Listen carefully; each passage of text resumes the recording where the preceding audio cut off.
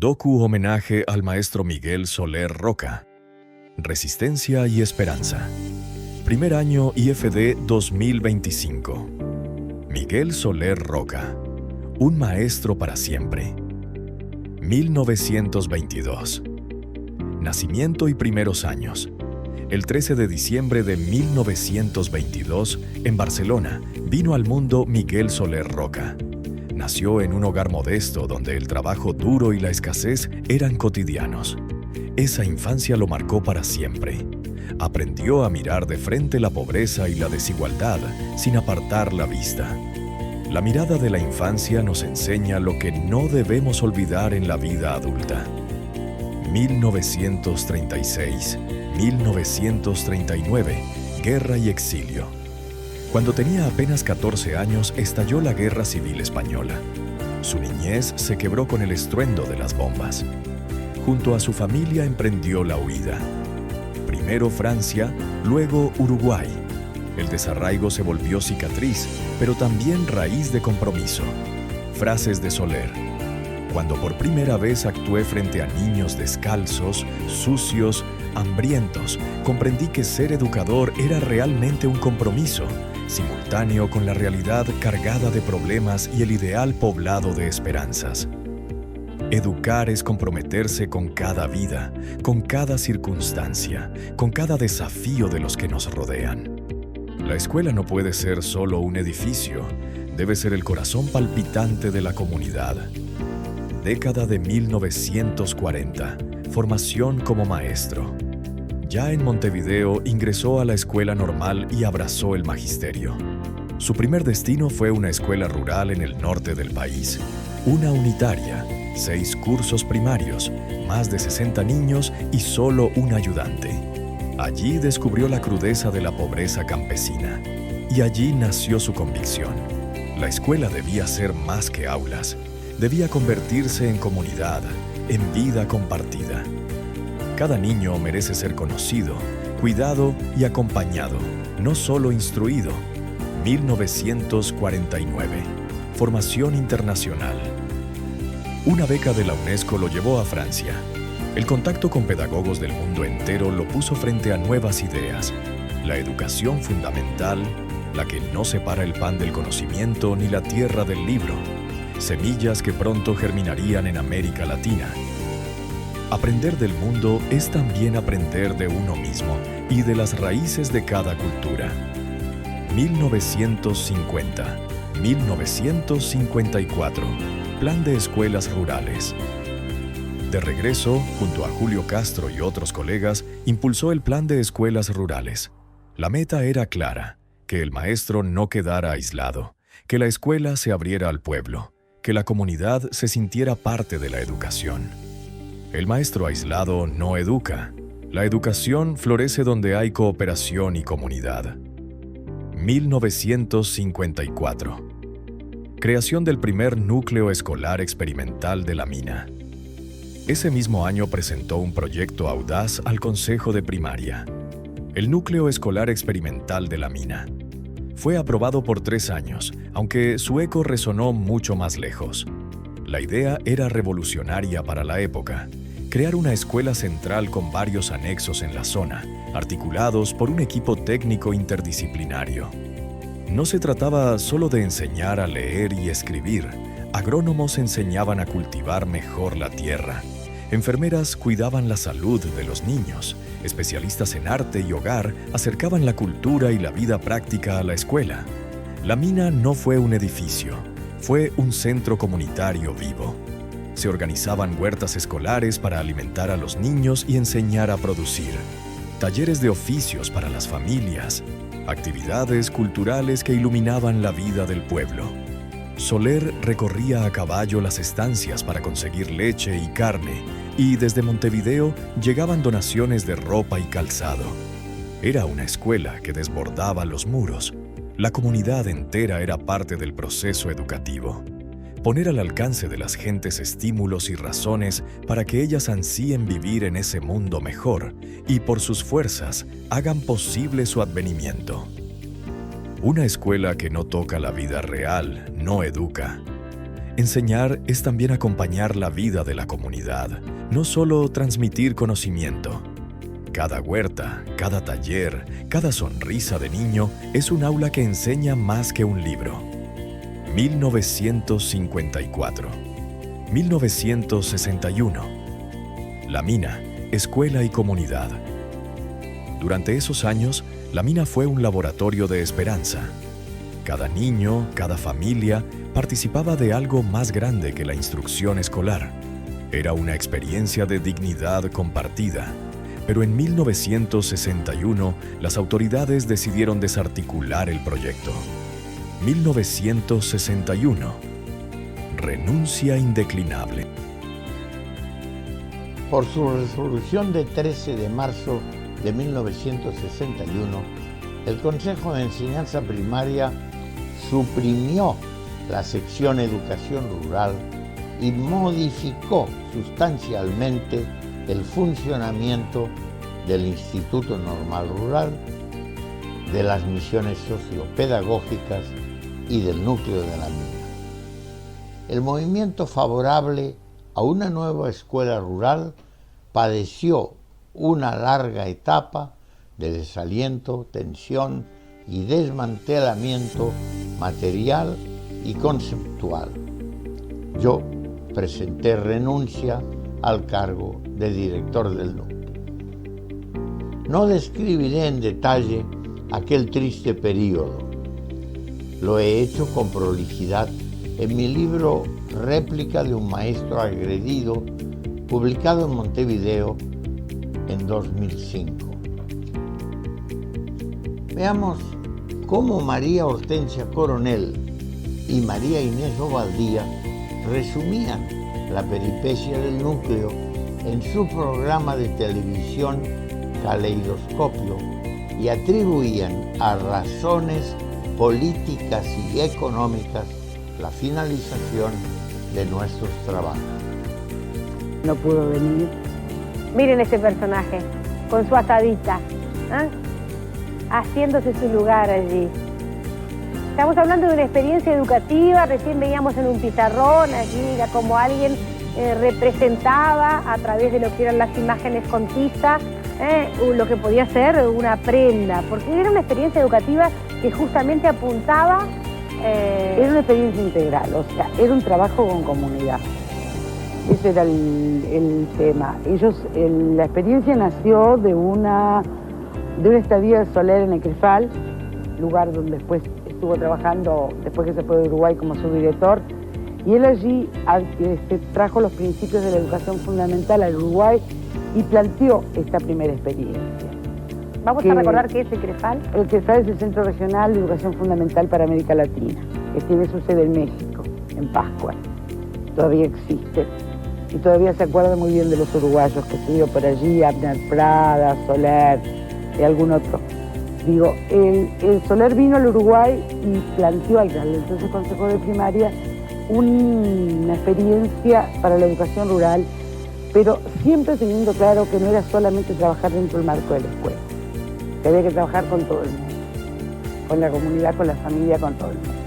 Bueno, y ahí empezó esa experiencia. Se eligió la mina porque él lo dice en algún momento de la entrevista, pero además siempre, era un lugar que tenía posibilidades, no estaba tan, vamos a decir, marginalizado, tan deprivado, había posibilidades y además había una comunidad fuerte y en crecimiento, por lo menos poblacional en aquel momento. Y había una serie de escuelas cercanas que permitían establecer el trabajo. Y ahí empezó un trabajo experimental, en el año 54. Este trabajo tuvo 3 años de la primera instancia, se evaluó, se decidió continuarlo 3 años más y en el sexto año vino el conjunto de resoluciones de tipo político y económico que mataron esta experiencia en el momento que se pensaba que había que extenderla por todo el país. Cuando en 1961 di por concluida mi actuación en el núcleo, la emisora La Voz de Melo me cedió su micrófono para que pudiera explicar las razones de mi partida. Al concluir mi exposición, dije esta palabra: volveremos. Como ven, hemos vuelto, fortalecidos para seguir trabajando por el futuro de la patria. Porque, como nos dejó dicho Eduardo Galeano, otro mundo es posible.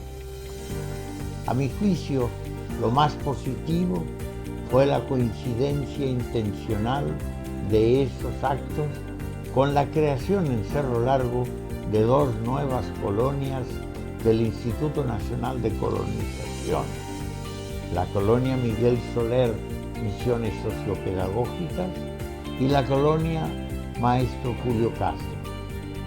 Medio siglo antes, sobre ese mismo suelo fronterizo, el núcleo escolar de la mina había querido demostrar que no basta con asegurar la educación y la salud del pueblo. También es preciso permitirle la explotación del suelo patrio en condiciones equitativas. Frente a ese retroceso, Soler escribió su famosa Carta de Renuncia Indeclinable. Allí defendió el trabajo colectivo, la integración con el medio y la visión de la escuela campesina como núcleo de transformación. Era un gesto de coherencia. Prefirió renunciar antes que ser cómplice de la desintegración de un sueño que ya era realidad. No renuncio al proyecto, renuncio a la injusticia que destruye los sueños de los niños. La coherencia entre pensamiento y acción es la brújula del maestro. Década de 1960. Trabajo regional. Su horizonte se amplió. A través de programas de alfabetización y desarrollo rural en América Latina, bajo el paraguas de la UNESCO, comenzó a compartir experiencias y a aprender de otras realidades. Allí maduró su mirada crítica. Pobreza, desigualdad y fracaso escolar eran parte de un mismo nudo que la educación debía enfrentar. La educación que ignora la pobreza y la desigualdad no cumple su función. 1973. Golpe de Estado y exilio. El golpe militar en Uruguay lo destituyó. Era un pensamiento incómodo para la dictadura. Exiliado, trabajó con la UNESCO y otros organismos en Chile, Perú, Venezuela, México, Nicaragua y Cuba. Nunca dejó de ser maestro. Llevó consigo la idea de la escuela como refugio y como esperanza. El maestro verdadero sigue enseñando, aunque los muros se cierren y los gobiernos cambien. Década de 1980. Nicaragua. Tras el triunfo sandinista, se sumó a la reconstrucción educativa. Participó en la Cruzada Nacional de Alfabetización, convencido de que la educación debía ajustarse a la vida concreta de cada pueblo, a sus lenguas, a su cultura, a sus sueños. La educación debe nacer del corazón del pueblo, no de los despachos. 1985. Regreso a Uruguay. Con la vuelta de la democracia, Miguel Soler también regresó. Se reintegró a la docencia, a la escritura, al debate. Honró la memoria de su amigo Julio Castro, desaparecido por la dictadura. No hay búsqueda sin esperanza y la lucha no se acaba, sino que se reinventa. Años 1990 a 2000. Pensador y formador. Siguió viajando, polemizando, enfrentando a quienes querían transformar la educación en mercancía. Defendió con firmeza la escuela pública, gratuita y de calidad, como cimiento de la justicia social. La educación no se vende, se comparte, se defiende y se respeta. Soler, 2006. Doctor honoris causa. La Universidad de la República lo distinguió como Doctor honoris causa. En su discurso dejó sembrada una utopía. Por el día en que nuestro planeta haya abolido todos los ejércitos y todas las armas, ¿es este un sueño? Claro que sí, pero ¿qué función más alta cabe a la educación que la de sembrar sueños y cultivarlos paciente y amorosamente hasta su fructificación? Últimos años, 2010, 2021, Superados los 90 años, aún escribía, daba charlas, recibía estudiantes en su casa, escuchaba, preguntaba, acompañaba a los más jóvenes. Su lucidez era intacta, su mensaje el mismo de siempre: resistir con esperanza. Hemos de resistir y, resistiendo, estimulados por la esperanza, crear la nueva educación pública uruguaya. Nunca es tarde para sembrar en la vida de otro ser humano. 19 de mayo de 2021. Fallecimiento, murió en Montevideo a los 99 años. No se apagó. Se multiplicó en las memorias de quienes lo conocieron, en la escuela uruguaya, en los maestros y maestras que todavía creen que enseñar es un acto de justicia. Su legado.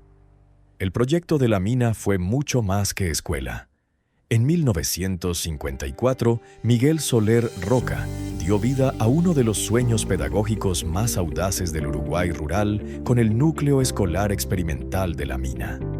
No fue simplemente la apertura de un centro educativo, sino la creación de un verdadero laboratorio social y comunitario.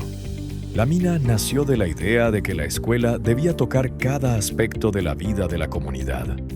No hay enseñanza sin cuidado, ni educación sin amor por la tierra y por la gente.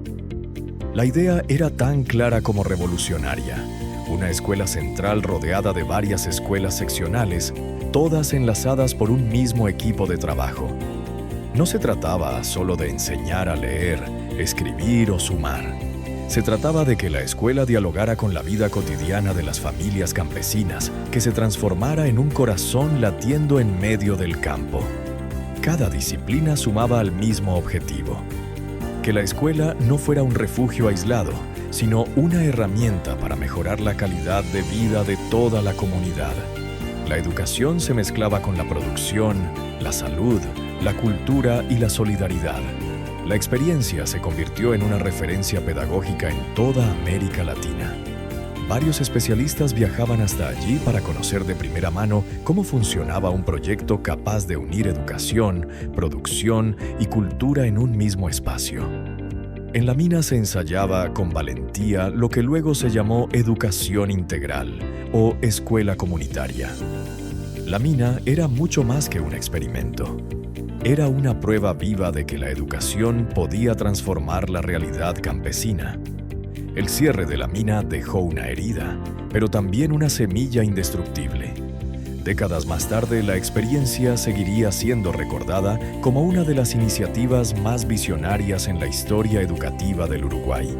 Para muchos, fue la prueba de que la escuela, cuando se abre a la comunidad y a las necesidades reales de la gente, se convierte en un verdadero motor de justicia social.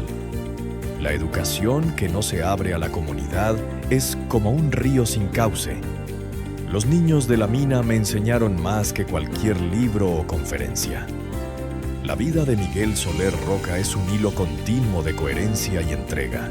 En la mina sembró la idea más radical de todas: que la escuela no es un lugar al que se entra y se sale, sino un centro donde late la vida de la comunidad.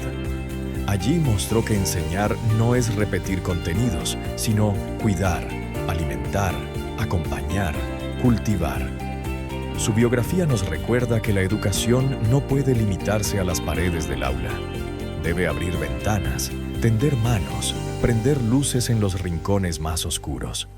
Hoy, al recordarlo, suena vigente aquella convicción que sostuvo hasta el final: resistir, soñar y construir una escuela pública que abrace a todos.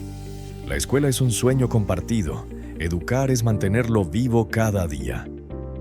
No fue solo maestro, fue sembrador de esperanza. Nos acompaña Limber Santa y nos va a contar sobre el maestro Miguel Soler Roca. Bienvenido, Limber. Y hoy estamos más cerca, estamos por aquí en Canelones. Nos tocó hace 2 semanas estar por allá por el sur de Francia, atrapados en unos viñedos que debido a un incendio no pudimos salir a tiempo como para poder comunicarnos. Todo bien, regresamos sanos y salvos de esa aventura. Y estábamos por allá y se nos ocurría hablar de este maestro, del maestro Miguel Soler Roca, porque justamente Miguel Soler creo que uno de los maestros más reconocidos en la historia de la educación pública uruguaya. Originalmente era catalán, nació en Barcelona en el año 1922, murió en Montevideo en 2021, en plena pandemia por COVID-19, con 99 años, con una increíble trayectoria profesional, no solamente en los campos del Uruguay como maestro rural, sino también en el mundo, trabajando para la UNESCO a nivel de América Latina y de Europa, un maestro absolutamente reconocido a nivel mundial por su humanismo, por su antimilitarismo, por su lucha por los de abajo. Y vaya si la figura de Miguel Soler en estos tiempos de tanta belicidad en el mundo es una figura absolutamente necesaria. Soler trabajó en la década del 40 en el norte uruguayo, en los rancheríos de nuestro país, y es una figura muy recordada en este tiempo que, como ya hemos planteado aquí en la columna de M24, hace 80 años estudiantes de Magisterio de Montevideo comenzaron las misiones sociopedagógicas, que es donde justamente en este mes de julio, hace 80 años, los estudiantes protagonizaron junto con Julio Castro las primeras misiones sociopedagógicas. Miguel Soler se incorpora a las misiones años después en distintos territorios, sobre todo en Cerro Largo, en 33, en otros lugares del país, y es una figura, por lo tanto, también asociada a ese movimiento de estudiantes y docentes que iban a conocer cómo vivía la gente dentro de un rancherío, cuáles eran las condiciones de vida dentro de un rancherío. Y Miguel Soler trabajó en uno de esos rancheríos, allá en el pueblo de Los Vázquez, en la Escuela 89, en el norte de nuestro país, en 1943 y 1944, y protagonizó a la década siguiente, en 1954 y hasta 1961, una extraordinaria experiencia, también muy recordada, quizá más a nivel internacional que en nuestro país, que fue la experiencia del Núcleo Escolar Experimental de la Mina, un conjunto de 7 escuelas rurales en la 5ª sección del departamento de Cerro Largo, con una propuesta de educación fundamental que él había aprendido en Pátzcuaro, en el lago Michoacán, en México, donde la UNESCO formaba cuadros profesionales, sanitarios y educativos para trabajar con comunidades indígenas y campesinas en América Latina. Él viene a Uruguay y va a una comunidad muy cerca de la frontera con Brasil, en el entorno del arroyo de la Mina, a desarrollar una actividad que tenía como centro las escuelas, 7 escuelas rurales, pero que no solamente trabajaban las maestras allí, sino también personal sanitario, vinculado con la recreación, con la producción agropecuaria, es decir, una tarea que diríamos hoy era interdisciplinaria para ayudar a las comunidades rurales a resolver sus problemas, que no solamente eran de orden educativo, sino también sociocultural y vinculado con la salud, con la producción, con la tarea de la mujer rural. Y esa fue una experiencia que marcó fuertemente la historia de nuestra educación en Uruguay y en América Latina, y que de alguna manera inició un ciclo que hasta hoy en día se conserva, de trabajar no en solitario, sino con múltiples actores en los medios rurales, teniendo como centro la escuela, pero desarrollando actividades con un conjunto muy amplio de otros actores relacionados con otras disciplinas, pero en pos de dialogar con las comunidades locales para darse cuenta cuáles eran sus problemáticas y actuar en consecuencia. Miguel Soler se tuvo que ir del Uruguay en la década del 60, bastante antes de la dictadura, pero cuando ya los tiempos no eran propicios para el magisterio y para el magisterio rural, y buena parte de la construcción que maestras y maestros como Soler habían realizado durante la década del 50, por decisiones políticas que se dan en 1960, 61, Miguel Soler termina renunciando a esa experiencia de la mina y luego formando parte de una resistencia de los docentes en el país, y él termina luego incorporándose a experiencias en otros países, en Chile, en Bolivia, en Centroamérica, y bueno, y termina trabajando para ese mismo organismo que lo formó en la UNESCO, en el lago Michoacán, el CREFAL, el Centro Regional de Educación Fundamental para América Latina. Termina trabajando como docente e incluso como director allí, y se termina jubilando en la sede central de la UNESCO en París en 1982. Pero es de esas figuras que produjeron intelectualmente más luego de jubilados que en actividad, porque el Miguel Soler que todos podemos leer hoy, en libros, en artículos, el Miguel Soler que hoy en día estudian los estudiantes de formación docente en Uruguay y en otros países de América Latina, es el Miguel Soler que produjo conocimiento luego de su jubilación. Yo siempre le decía a él, porque trabajó mucho con nosotros, que era el jubilado más activo que había conocido, porque él vuelve a recorrer América Latina luego de jubilado, vuelve a recorrer el campo uruguayo y vuelve a recorrer su Cataluña natal, donde vuelve a vivir luego de su jubilación, para reconocer los medios rurales, los medios de extrema pobreza, los medios de miseria material en América Latina, y se vuelve a hacer eco de lo que ya antes, en su vida como maestro, había percibido que eran las condiciones infrahumanas, sobre todo de vida del rancherío rural, de los lugares alejados de las grandes ciudades, con su riqueza cultural, pero con su pobreza material. Y de alguna manera, ese Miguel Soler es el que estuvo absolutamente activo, lúcido y trabajando con todos nosotros hasta mismo el año 2021 en que fallece. Es decir, tiene una larguísima trayectoria intelectual de producción, una larga vida, una experiencia vital muy extendida en el tiempo, lo cual le hacía hablar de historia de la educación, siendo el mismo protagonista de aquellos acontecimientos históricos de los cuales daba cuenta.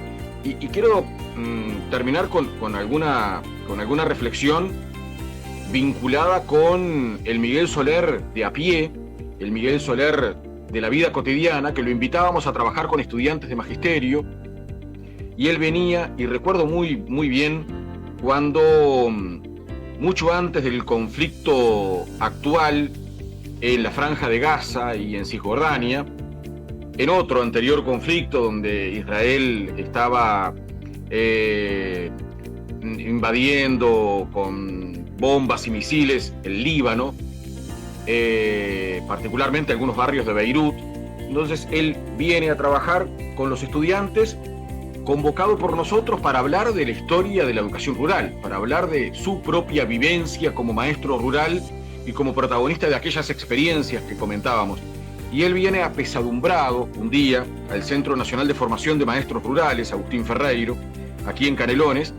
Él viene apesadumbrado con ese pesimismo en el marco de un optimismo fundamental que él tenía, pero él dice, bueno, hay que leer las noticias para darse cuenta cómo el ser humano, a pesar de la educación y a pesar de los avances de la civilización, rápidamente vuelve a convertirse en una bestia ante el primer conflicto. Y él venía con ese sentimiento de pesar sobre sus hombros por las noticias, por lo que estaba ocurriendo muy lejos de nosotros, pero que hoy él lo sentía como una realidad muy cercana.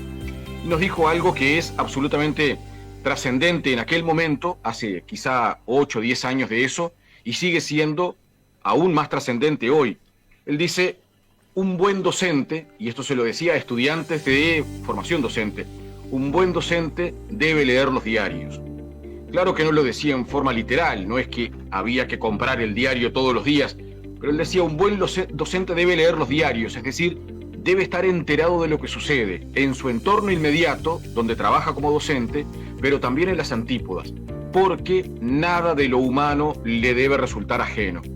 Esas dos frases concatenadas, un buen docente debe leer los diarios, porque nada de lo humano le debe resultar ajeno, daba cuenta de su sensibilidad, de su humanidad, de su antimilitarismo, de su compromiso con los de abajo, que él ejercía para su tarea docente a lo largo de toda su trayectoria, pero él lo planteaba como un deber ser para todo docente.